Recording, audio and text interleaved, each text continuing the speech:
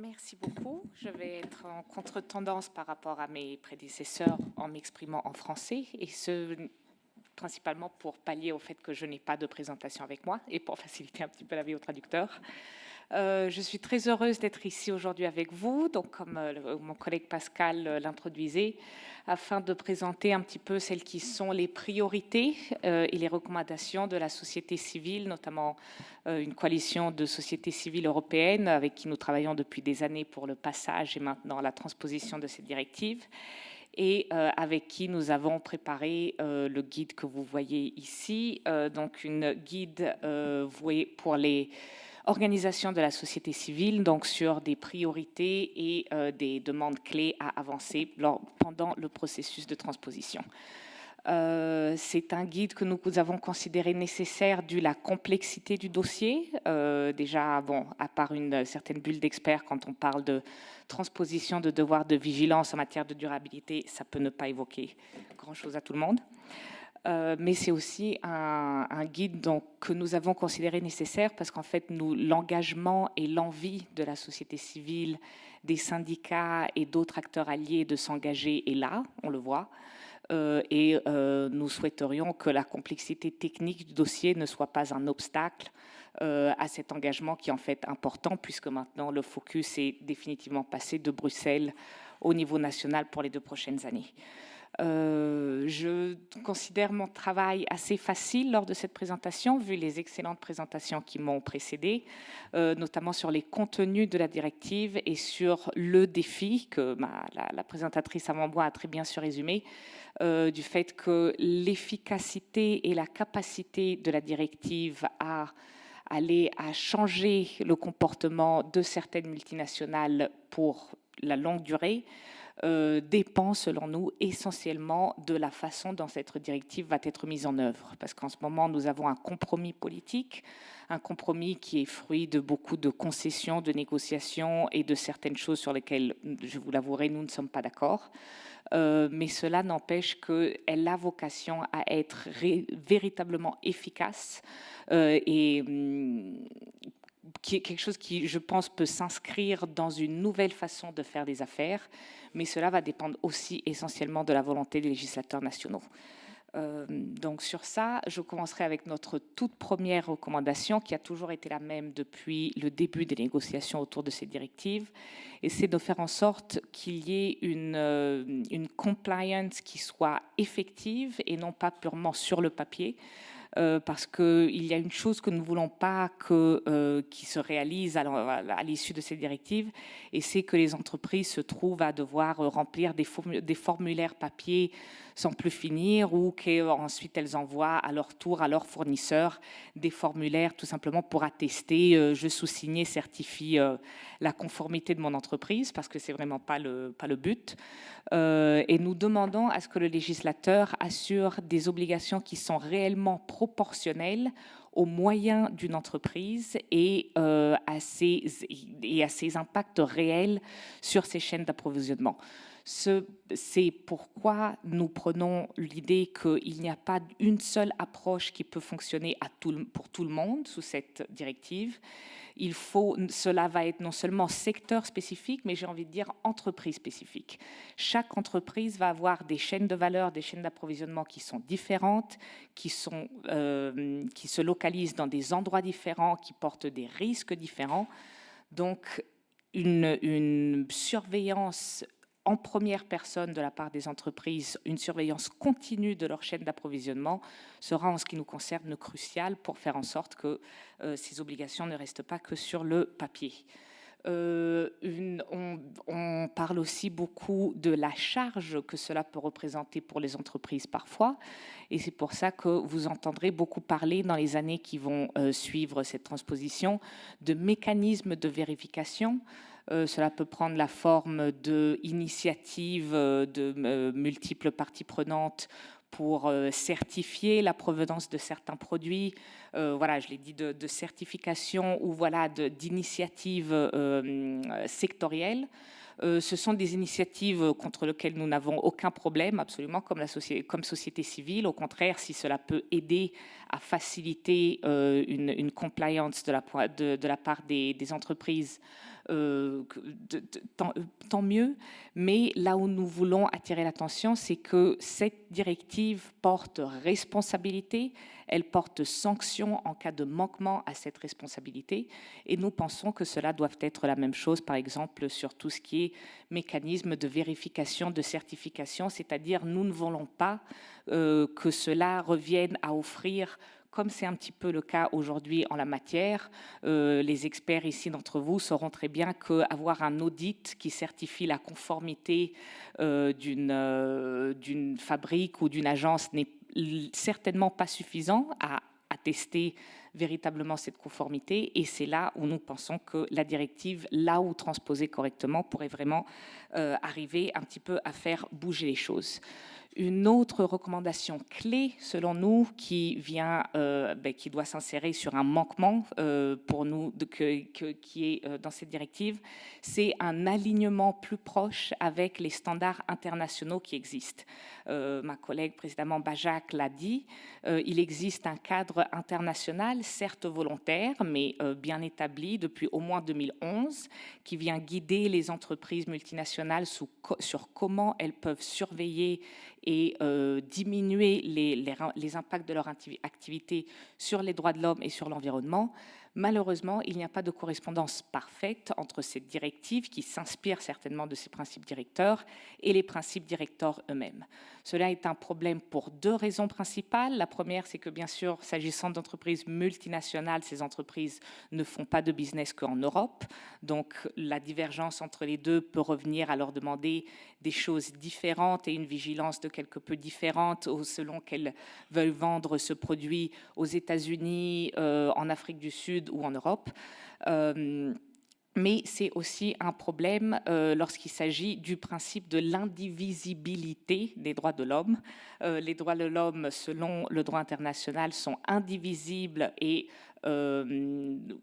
comment est-ce que je peux le dire en français, ils vont l'un avec l'autre. Or, nous trouvons que le choix fait par cette directive de choisir certains droits fondamentaux qui ont vocation à être sanctionnables sous le régime de responsabilité civile, mais d'autres non. Je ferai principalement l'exemple des droits des populations indigènes, qui ne font malheureusement pas partie des droits ayant vocation à être sanctionnés devant les tribunaux nationaux. Nous trouvons que c'est là créer deux niveaux de respect des droits de l'homme qui n'a pas lieu d'être. Donc c'est là où nous prenons vraiment un alignement avec les règles et les principes nationaux que, je le rappellerai, les États membres de l'OCDE, des Nations Unies, dont notamment le Luxembourg, se sont engagés depuis de nombreuses années à respecter et à promouvoir. Une autre recommandation fondamentale de notre part, c'est bien sûr la consultation, une consultation continue et significative des parties prenantes et des ayants droit, parce qu'on nous demande souvent, en tant qu'acteurs de la société civile, si nous ne pensons pas que ce genre de réglementation va venir imposer une charge bureaucratique absolument insupportable sur le dos des entreprises. Nous ne sommes pas de cet avis, et une des raisons cruciales pour lesquelles nous ne sommes pas de cet avis, c'est que nous pensons que cette directive, presque plus que d'autres, j'aurais envie de dire, va à donner des solutions, des idées concrètes sur comment les entreprises peuvent approcher leur devoir de vigilance. La première solution, si vous êtes une entreprise et que vous voulez établir une vigilance solide, basée sur les faits et efficace, c'est d'aller consulter vos parties prenantes locales, vos ayants droit locaux. Donc ça veut dire les travailleurs, ça veut dire les communautés qui habitent près d'un site de développement industriel, ça veut dire leurs syndicats et représentants des travailleurs, ça veut dire les défenseurs des droits, parce que c'est en ayant consulté au niveau local et au plus proche de vos activités en tant qu'entreprise que vous allez avoir un meilleur retour sur quels sont les risques potentiels, les risques avérés de ces opérations, et surtout comment vous allez pouvoir avoir l'information le plus tôt possible pour pouvoir y réagir le plus tôt et le mieux possible. Je tiens vraiment à le souligner, même si nous avons des mécanismes de sanction derrière cette directive, puisqu'il est de ma conviction en tant qu'avocate, en tant que juriste, de dire s'il n'y a pas sanction, il n'y a pas vraiment incentif à faire respecter la loi. Et c'est vrai non pas seulement de cette directive, c'est vrai de tout le droit civil et tout le droit pénal. Je maintiens que l'objectif primaire de cette directive n'est pas de sanctionner, il n'est pas d'amener les entreprises vers les tribunaux ou vers les autorités de contrôle, il est d'établir un processus qui sera toujours en continu, en voie d'amélioration. Et voilà, c'est vraiment presque pour montrer plus que patte blanche, je dirais montrer de la bonne foi. De la bonne foi de dire j'ai essayé d'établir ce mécanisme. L'année dernière, cela n'a pas marché sur tel et tel aspect parce qu'il y avait tel et tel défi. Voilà ce que j'ai l'intention de mieux faire cette année. Du moment que vous avez établi ce processus dans ces termes, il n'y a pas de responsabilité civile possible, il n'y a pas de sanction administrative civile possible. Donc le but n'est pas de sanctionner, il est d'aller engendrer une amélioration en continu des processus internes des entreprises. Et cela se fait, je le répète, en particulier avec une consultation significative et continue des parties prenantes et des ayants droit, pas à Bruxelles, pas à Luxembourg, parce que mes collègues de la société civile ici font un travail absolument extraordinaire et ils ont leur vocation ici au Luxembourg. Mais si vous allez vouloir voir quels sont les impacts d'une entreprise telle que ArcelorMittal, ce n'est pas les collègues ici au Luxembourg qui peuvent le dire, ce n'est pas moi à Bruxelles, ce seront les collègues, les défenseurs, les ayants droit qui sont sur place et qui le voient, ils le touchent demain. Je finirai aussi sur la question de la consultation des parties prenantes, que cette consultation doit être sûre, et par sûre, on veut dire sans représailles. Je ne dois pas vous dire les risques et les conséquences dramatiques que des défenseurs des droits, des défenseurs environnementaux auxquels ils font face chaque jour, dont des défenseurs des droits de l'homme qui sont en ce moment même, aujourd'hui, portés disparus en connexion avec des opérations, notamment de subsidiaires d'entreprises aussi luxembourgeoises. Je ne fais pas cet exemple parce que le Luxembourg est pire élève que les autres, mais parce que nous sommes ici aujourd'hui et que c'est un exemple qui peut plus vous parler. Il est absolument nécessaire, si on veut une consultation des parties prenantes qui puisse aller informer la vigilance des entreprises, que cela soit garanti sans représailles et sans conséquences adverses pour tout simplement avoir signalé des problèmes réels et effectifs. Et ensuite, je conclurai là-dessus sur voilà, notre liste de priorités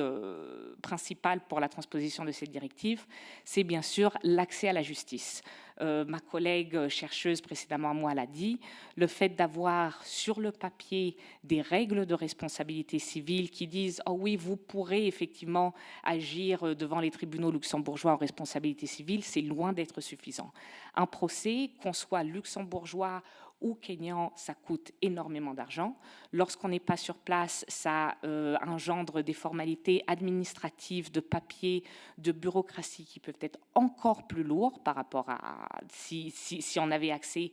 physiquement aux tribunaux. Et c'est là où je suis heureuse de dire que cette directive porte effectivement toute une série de mesures d'accès à la justice pour faciliter cet accès aux victimes. Mais là aussi, il est important de se souvenir que le législateur national a le pouvoir, voire même on pourrait soutenir le devoir d'aller plus loin. Je ferai l'exemple des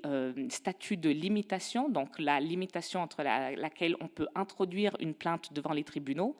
Aujourd'hui, je referai l'exemple en espérant que ça n'arrive à personne, puisqu'on l'a dit 2 fois d'affilée. Aujourd'hui, si quelqu'un d'entre vous ici dans cette salle subit un très lièvre accident de voiture et veut porter la personne responsable au tribunal pour responsabilité, vous avez 5 ans pour introduire votre plainte. Ça veut dire 5 ans du jour de l'accident jusqu'au jour où votre plainte ne sera plus considérée comme admissible devant un tribunal luxembourgeois. Maintenant, imaginez que vous n'êtes pas résident du Luxembourg, mais que vous êtes un petit agriculteur d'un pays du Sud global, que ce soit le Kenya, le Bangladesh. Dans des pays, par exemple, je prendrai l'exemple de l'Inde, qui est le pays le plus peuplé au monde au jour où nous parlons, mais où toute la population n'a pas accès à des documents basiques tels que les cartes d'identité. Or, il faut une carte d'identité si on veut introduire une plainte devant des tribunaux européens. Réfléchissez à combien de temps il peut être nécessaire pour cette personne déjà de savoir qu'il y a eu un dommage envers lequel elle a droit à réparation, de comprendre quelle serait la juridiction compétente par rapport à ce dommage, de réunir les formulaires et les justificatifs qui en sont nécessaires, de pouvoir embaucher un avocat ou quelqu'un qui les représente devant ces tribunaux. Enfin, la liste n'est même pas complète et 5 ans se sont déjà écoulés. Donc c'est là où on dit qu'il faut vraiment que le législateur prenne en considération les particularités spécifiques du litigieux qui est connecté à ces dommages et intérêts. J'ai pris l'exemple des périodes de limitation pour les plaintes, mais c'est tout aussi vrai de la possibilité pour les ONG, les syndicats et les institutions nationales en matière de droits de l'homme de pouvoir porter des actions représentatives au nom des victimes. Attention, je ne fais pas ici référence aux actions en réparation collective, c'est quelque chose d'autre qui n'est pas adressé dans la directive. Mais aujourd'hui, si une personne, 10 personnes, 100 personnes sont affectées négativement par, disons, la chaîne d'approvisionnement internationale d'une entreprise luxembourgeoise, la directive vient dire, et c'est fortement bienvenu, que les ONG qui ont compétence en la matière, les syndicats qui ont compétence en la matière vont pouvoir représenter ces 10, ces 100 victimes devant les tribunaux luxembourgeois, justement pour essayer d'alléger un petit peu cette charge. On parle souvent de charge administrative des entreprises, mais la charge administrative des victimes pour obtenir justice est elle aussi très présente. Et je me permettrai d'attirer l'attention en dernier point sur la question de la charge de la preuve. Là aussi, il est relativement simple de pouvoir comprendre comment une entreprise multinationale faisant des centaines et des millions d'euros de chiffre d'affaires par an puisse avoir des ressources en matière de la preuve, surtout lorsqu'il s'agit de documents internes et confidentiels qui sont très différents par rapport à des ayants droit qui n'ont pas accès à une consultation juridique 24 heures sur 24, qui n'ont pas accès aux meilleurs avocats, investigateurs du cas. La directive vient poser des mesures pour imposer au juge de lui-même imposer la publication d'informations qui gisent dans le contrôle exclusif de l'entreprise. Mais je ne ferai pas mon travail si je ne remarquais pas aussi qu'il y a une disparité de pouvoir immense lorsqu'il s'agit de pouvoir prouver un dommage dans ce genre de cas et qu'il serait bienvenu d'avoir un renversement de cette charge, comme il existe dans d'autres aspects du droit civil, pour que ce soit aux victimes de prouver qu'il y a eu dommage et aux entreprises de prouver qu'en interne, elles ont fait tout ce qu'elles pouvaient pour éviter que ce dommage ne se réalise ou du moins pour en minimiser les conséquences. Ce qui, je le rappellerai, est suffisant pour échapper à la responsabilité sous le cadre de cette directive. Voilà, je vous remercie pour votre attention et je vous souhaite de merveilleuses discussions.